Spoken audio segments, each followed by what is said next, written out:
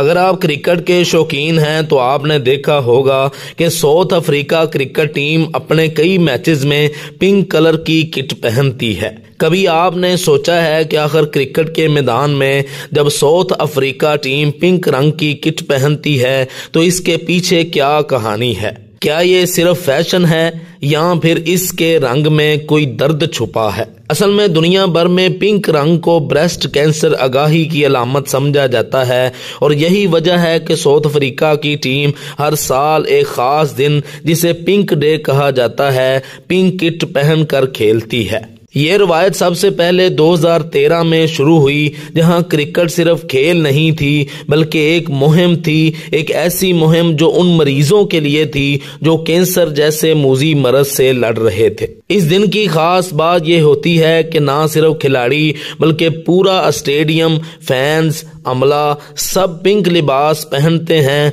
और जो रकम मैच से हासिल होती है वो कैंसर के मरीजों के इलाज के लिए अतिया की जाती है। यानी मैदान में जीत सिर्फ रन्स की नहीं बल्कि जिंदगियों की भी होती है। और अब खबरें ये भी हैं कि पाकिस्तान क्रिकेट टीम भी मुस्तकबिल में पिंक किट में नजर आ सकती है ताकि इस आलमी मुहिम का हिस्सा बनकर पैगामे आगाही फैलाया जाए।